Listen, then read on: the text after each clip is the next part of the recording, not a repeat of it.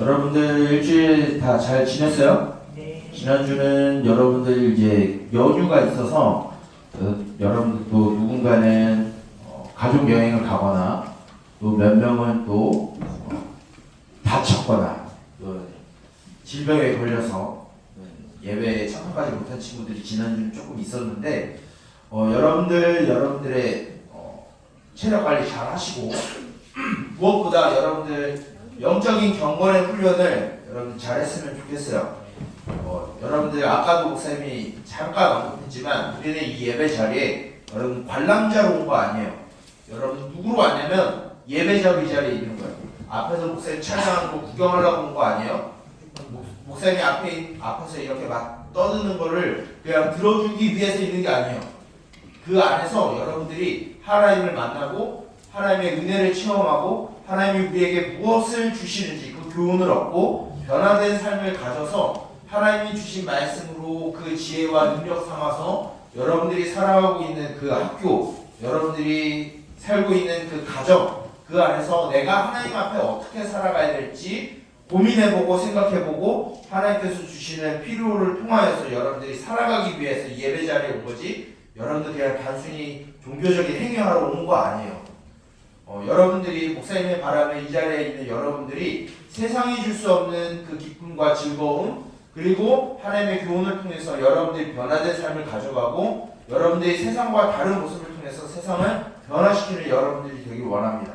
그래서 내가 누구인지 잘 알고 또 하나님이 어떤 분이신지 잘 알아서 우리 안에 변화된 삶이 또한 능력 있는 삶이 있기를 주님의 이름으로 축복합니다. 여러분들은 잘 기억이 나지 않겠지만 우리가 지지난주에 우리가 창세기 3장 1절부터 6절까지의 말씀을 가지고 왔고 어떤 이야기를 했냐면 아담과 하와가 하나님이 금지하신 선악을 알게 하는 나무의 열매 일명 선악과죠. 선악과를 먹음으로 인하여서 하나님과 어긋난 방향으로 하나님과 모든 관계가 단절되고 인간 스스로가 자신이 하나님의 자리에 앉겠다라고 하는 교만함 때문에 죄가 세상에 들어왔고 우리는 또한 그 죄 가운데 살아가는 자들이다라고 우리는 지난주 우리가 하나님과 어긋난 관계와 방향 가운데 우리가 살아가고 있다라는 걸 들었어요. 그래서 우리가 그 죄로 인해서 우리가 어떤 삶을 살아가든 우리가 어떤 환경에 있든 우리가 하나님과 아무런 관계가 없는 삶을 살아가면 우리는 다 죄를 짓는 죄인이다라는 걸 들었어요. 그런데 그것으로 끝나는 것이 아니라 하나님은 우리를 위해서 구원을 계획하셨고 우리를 변화시키시기 위해서 과거에서도 일하셨고 지금도 일하고 계시고 앞으로도 일하실 것이다라는 것을 여러분들이 기억했으면 좋겠습니다. 그 말씀의 일환으로 오늘은 이 죄, 아담과 하와가 지는 그 죄로 인하여서 우리들에게 미치는 이 죄는 어떤 결과값이 나오게 되고 그러나 하나님은 우리들에게 어떤 역사를 우리들에게 어떤 선물을 주시는지 좀 살펴보았으면 좋겠습니다. 오늘 말씀을 잘 읽어보면은 오늘 말씀을 보게 되면 우리 12절의 말씀부터 14절까지의 말씀을 우리가 좀 살펴보면 어떤 내용이 있냐면 단 한 사람의 불순종, 단 한 사람의 범죄로 인하여서 그 죄가 우리 가운데 이 세상 가운데 들어왔고 우리는 죄인이 되었다라고 우리는 이 말씀을 통해서 보고 있어요. 그리고 그 죄로 인해서 우리는 어떤 결과값이 나왔느냐? 바로 사망이라고 하는 결과값이 우리들에게 주어졌다라고 나오고 있어요.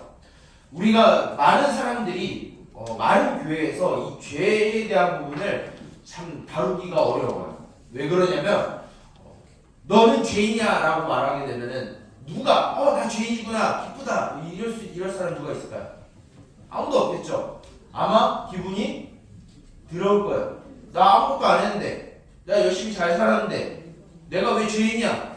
나 선행도 잘하고 열심히 공부도 잘하고 열심히 내 있는 것 최선을 다했는데 내가 왜 죄인이야? 라고 생각할 수 있어요. 그런데 목사님이 이 죄에 대해서 항상 여러분들한테 이야기할 때 어떻게 이야기하냐면 원초적으로 죄는 행위만을 이야기하지 않아요. 죄는 무엇을 말하냐면 나의 지난주에도 죄에 대해서 이야기했지만 나의 방향이 어디로 가야 있는지 내 상황이 어느 상황에 있는지에 따라서 내가 의로운 자인지 죄인인지가 결판이 나요. 그런데 오늘 우리가 살아가는 모든 모습을 보게 되면 이 자리에 있는 목사님까지 포함해서 우리는 주로 어디에 있기가 너무 편하냐면 죄의 자리에 있는 게 너무 편해요. 죄의 자리에 있는 것은 무엇이냐면 목사님 무슨 흉악한 범죄를 저질렀나 보다. 물론 그럴 수도 있겠지만 그것이다가 아니라 우리가 죄 가운데 있다라고 하는 것은 하나님과 나와 아무런 관계없이 살아가는 것을 죄의 상태라고 말해요. 그래서 여러분들 잘 보시고 여러분들의 삶과 생각과 여러분의 행동들을 잘 되짚어보면은 내가 과연 하나님의 뜻에 맞는 삶을 살아가고 있을까? 하나님의 생각과 하나님의 뜻 가운데 내가 살아가고 있을까? 하나님이 우리에게 보여주신 성경을 통해서 가르쳐주신 그 사랑대로 그 공의로움대로 우리가 살아가고 있을까라고 생각하게 되면 아마 여기에서 저요라고 손들 사람은 아무도 없을 거예요. 그렇기 때문에 우리는 무엇이냐면 죄인이에요. 이 죄인의 아주 드러나는 현상 중에 하나가 무엇이냐면 하나님과 떨어져서 나 하나님 필요 없어요. 내 마음대로 한번 살아볼게요. 내 삶 내 건데 내가 한번 개척해서 내가 자수성가해서 승리 한번 해볼게요 라고 하는 생각이 무엇이냐면 죄예요. 그것이 명확하게 드러난 사건이 무엇이냐면 창세기 11장에 등장하는 바벨탑 사건이에요. 왜 그러냐면 사람 스스로가 하나님의 자리에 올라가기 위해서 나 하나님 필요 없어. 하나님 상관없어. 나랑 하나님은 아무 관계없고 내가 스스로 내가 하나님의 자리에서 올라가서 내가 좀 더 잘 살아볼게 라고 생각하면 그것이 무엇이냐면 그것 자체가 죄라는 거예요. 즉 죄는 어떤 행위로 결정되는 게 아니라 나와 하나님 사이의 모든 관계가 끊어지고 하나님으로부터 독립적인 개체가 되겠다라고 선언하는 순간 우리들은 모두 죄의 자리에 있는 거예요. 그래서 오늘 말씀을 보게 되면 그 죄의 자리에 있게 하는 첫 출발이 누구로부터 시작이 되었느냐? 바로 하나님이 처음으로 지으셨던 원래부터 의롭게 창조되었었던 이 아담이 하나님을 택한 것이 아니라 자신의 욕심을 택함으로 말미암아서 죄인이 되었다라고 말하고 있어요. 그래서 우리가 그 아담이 지은 그 교만함의 그 죄가 아담만의 죄가 아니라 누구에게로 영향력이 미쳤냐면 모든 사람, 아담 이후에 태어난 모든 사람들에게 미쳤다라고 말하고 있어요. 오늘 말씀 13절부터 14절까지의 말씀을 보게 되면 이 내용에서 약간 조금 문맥에 좀 어색한 내용이 나와요. 무엇이냐면 12절을 보면 한 사람으로 말미암아 범죄가 들어왔다라고 하는데 13절과 14절에 무엇이 언급되냐면 율법이라는 게 언급이 돼요. 율법이 언급이 되는데 왜 갑자기 하나님이 바울이 왜 여기에다 율법을 넣어놨지 우리가 좀 생각을 해보면은 율법은 어떤 용도가 있냐면 율법은 죄가 무엇인지를 알게 하는 방법이에요. 그리고 의를 행하는 것, 하나님 방법대로 살아가는 게 무엇인지 가르쳐주는 게 율법이에요. 그런데 그 율법이 있기도 전에 죄가 죄로 인지할 수 있는 그 전에도 이미 사람은 어떤 위치에 있냐면 하나님 필요 없어요라고 하는 죄의 자리에 있는 죄인의 상태에 모든 사람이 있었다는 거예요. 그래서 그 율법 이전에서도 하나님을 거부하는 죄의 상태에 있는 사람들이 있었고 율법 이후에서도 하나님을 거절하고 하나님을 멀리하고 하나님 필요 없어요. 내 마음대로 내 생각대로 내 능력대로 살아볼게요 라고 하는 죄의 상태에 있는 사람들이 다 우리들이라는 거예요. 이것을 좀 어려운 말로 말하게 되면 뭐라고 말하면 죄의 전가라고 말해요. 이 전가가 좀 어려운 단어인데 무엇이냐면 그 아담이 지은 그 죄가 전염성으로 말미암아서 우리도 그 죄의 본성을 갖고 있다라는 거예요. 무엇이냐면 우리는 태어날 때부터 아담이 지었던 그 죄의 영향을 받아서 나와 하나님과 아무 상관없어요. 하나님 나 참견하지 말아요. 내 멋대로 살아볼게요. 내 능력, 내 생각, 내 경험, 내 이성, 내 지성, 내 돈 이것 갖고 내가 한번 살아볼게요 라고 하는 그 생각 자체가 무엇이냐면 죄의 상태에 살아가고 있는 인간의 표면적인 아주 보편적인 모습이라는 거예요. 그 결과값으로 우리들에게 무엇이 왔느냐라고 말하냐면 사망이 들어왔다라고 말합니다. 여러분 사망은 그냥 단순하게 육체적으로 죽음을 맞이하는 것만 사망이 아니에요. 우리들에게 주어진 사망은 물론 궁극적으로 지옥에 가는 것이 사망이에요. 요한계시록의 말씀을 보게 되면 하나님을 끝까지 믿지 아니하고 예수 그리스도를 메시아로서 구원자로 믿지 아니하는 끝까지 믿지 아니하는 자들에게 둘째 사망의 해가 온다라고 말을 해요. 그것이 완전한 사망, 심판을 말하는데 그것은 무엇이냐면 지옥이 예비되어 있는 거예요. 여러분 잘 기억해야 되는 게 하나님은 사랑의 하나님이시지만 공의의 하나님이시기 때문에 분명히 지옥이 있어요. 그런데 여러분들의 공포심을 유발하기 위해서 지옥을 말하는 게 아니라 모든 사람들은 하나님으로부터 독립된 개체가 되고자 하기 위해서 자기 멋대로 살아가는데 그 삶의 끝이 무엇이냐면 결국은 하나님으로부터 아무런 공급도 받지 못하고 완전한 관계가 끊어진 그 완전한 상태, 죄의 형벌의 상태, 지옥으로 들어가는 삶이 들어간다는 거예요.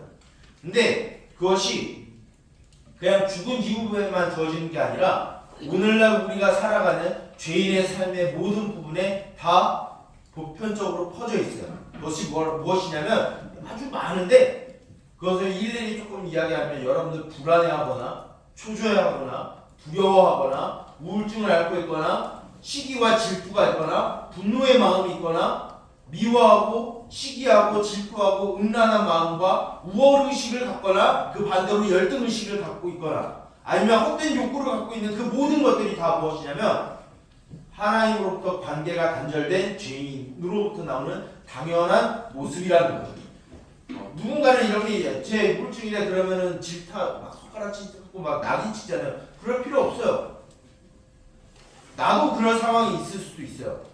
우리는 모습이 다 다른데 다 죄의 상태에서 나오는 그 모든 현상이 다 다를 뿐 우리는 어떤 삶을 살아가고 있냐면 죄인으로서 우리가 지옥과 같은 이 세상에서 살아가고 있는 거예요. 여러분들 우리가 살아가는 이 세상은 결코 아름답지가 않아요. 죄로 둘러싸여 있기 때문에 이 세상은 결국은 무엇이냐면 향후에 우리에게 주어질 우리는 아니죠. 향후에 하나님을 믿지 않는 자들에게 주어질 완전한 심판, 그 지옥의 모습이 오늘날 우리가 살아가는 이 사회 안에서도 있다는 거예요. 그것이 무엇이냐? 불안과 초조와 두려움과 중독과 열등의식과 우월의식 또는 중독, 미움, 시기, 질투, 음란함, 분노 이 모든 것들이 다 죄로 인해서 나타나는 거예요. 그래서 하나님과 관계가 단절된 모든 사람들에게 이 마음에서부터 나오는 게 무엇이죠? 폭행, 폭력, 패드립, 누군가를 시기하고 질투하는 것, 음란한 행위를 하는 것, 그 모든 것들, 그 모든 여기 안에서 여러분뿐만 아니라 이 자리에 있는 목사님도 자유로울 수 없어요. 왜냐 우리는 태어날 때부터 죄인으로 살아가고 있기 때문에. 근데 우리가 읽은 말씀이 14절에서 끝나는 것이 아니라 그 뒤에도 말씀이 있죠. 어떤 말씀이 있죠? 15절부터 16절까지의 말씀이 더 우리들에게 주어지고 있어요. 그 말씀이 있기 전에 우리가 우리가 이렇게 살아가고 있는데 왜 우리를 죽었다라고 말하고 있고 지옥과 같은 세상에 살아가고 있는가라고 우리는 생각해 볼 필요가 있어요. 그것은 무엇이냐면 여러분들 목사님이 종종 옛날에는 이 꽃다발을 많이 이렇게 산 적이 있는데 여러분들 꽃다발을 샀다고 해서 그 꽃이 지금은 아름답게 보인다 할지라도 나중에는 어떻게 되죠?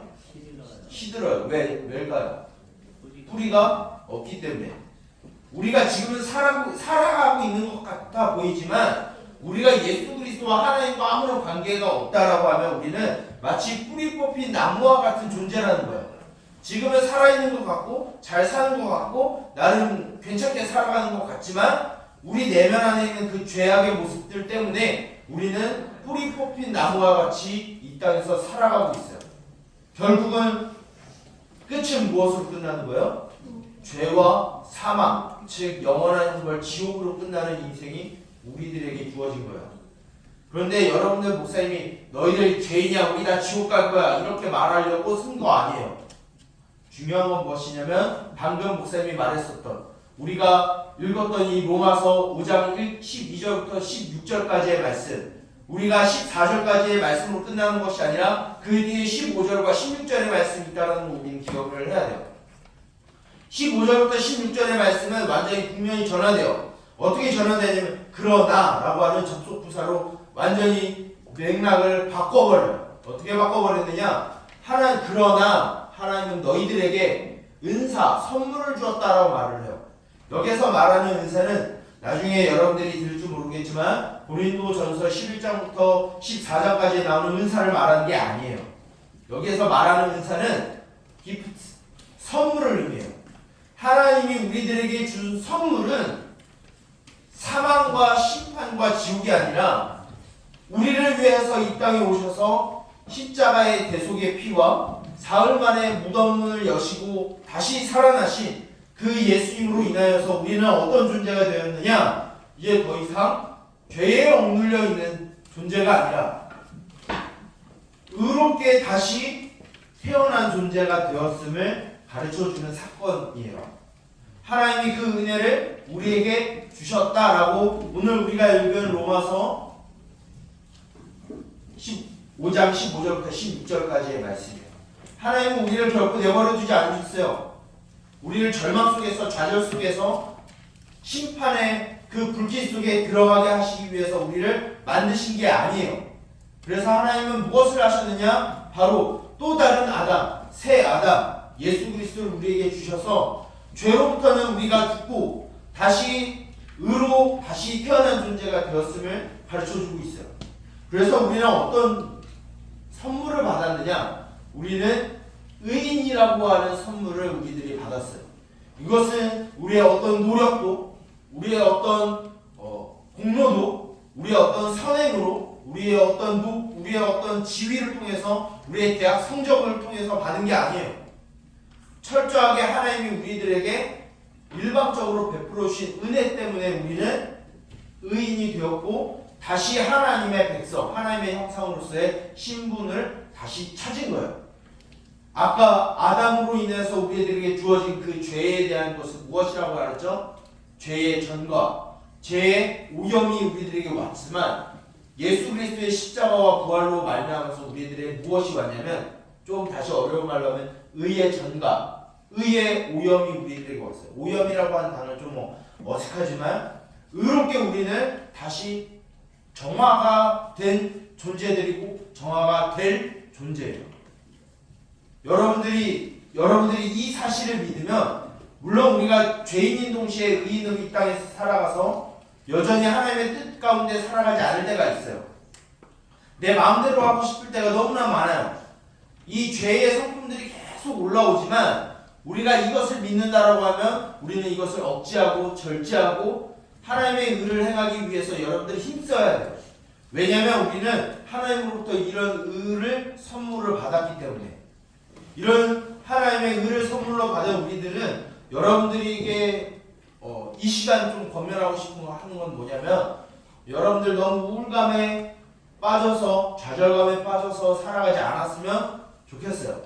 이미 하나님은 여러분들을 예수 그리스도의 십자가와 부활로 말미암아서 여러분들을 귀한 존재로 바꿔주셨다라고 선언을 하셨는데, 하나님 아니에요, 난 쓸데없어요, 나는 아무것도 잘한 거 하나도 없고 나는 좀 속된 말로 나는 인간 쓰레기예요. 물론 우리는 죄인이지만 하나님이 우리를 의롭다라고 이미 불러주셨는데, 이런 마음, 우울감, 자책하는 마음, 낮아지는 자존감, 어떻게 보면 하나님 앞에 이것도 죄예요. 겸손함과 자존감이 낮은 건 다른 문제예요. 오늘날 많은 청소년들이 겸손한 것이 아니라 낮은 자존감, 열등감, 비교의식에 살아가는 것 같아요.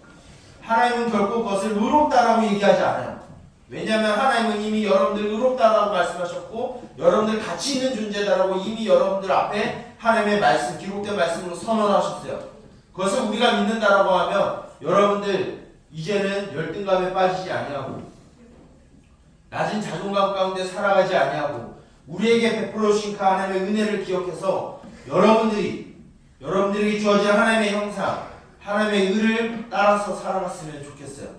그래서 여러분들 이제 우리가 여전히 마르틴 루터라고 하는 사람의 말에 의하면 우리는 죄인인 동시에 의인이에요. 지금도 우리는 죄를 짓고 있을 수도 있어요. 그러나 우리는 아까 말했었던 뿌리 뽑힌 나무가 아니라 다시 심기워진 나무예요. 이 로마서 내용 중에 어떤 내용이 있냐면 여러분 나중에 찾아보면 좋겠지만 사도 바울이 어떤 예를 들었느냐면은 돌감람나무와 참감람나무에 대한 이야기를 해요. 우리는 돌감람나무로서 버려지는 존재인데 참감람나무라고 하는 그 나무에 적부첨을 당해서 새로운 생명을 얻은 존재들이다라고 우리들에게 가르쳐줬어요. 여러분들이 겸손하긴 원하지만 낮은 자존감 가운데 살아가지는 않았으면 좋겠어요. 여러분들은 하나님이 너무 귀한 존재예요. 여러분들에게 하나님의 생명이 있어요. 여러분들 하나님 앞에 너무나 큰 사랑을 받고 있는 존재들이에요. 그렇기 때문에 여러분들 낮은 자존감 가운데 살아가지 않았으면 좋겠어요. 좌절과 절망 가운데 살아가지 아니하고 그 죄 가운데 살아가지 아니하고 분노와 음란과 미움과 시기와 질투와 그런 여러 가지 죄악의 모습 가운데 살아가는 게 아니라 하나님 안에서 여러분들이 하나님께 속한 삶을 살아갔으면 좋겠어요. 죄는 우리들에게 뿌리 뽑힌 나무와 같이 살아가게 만들어요.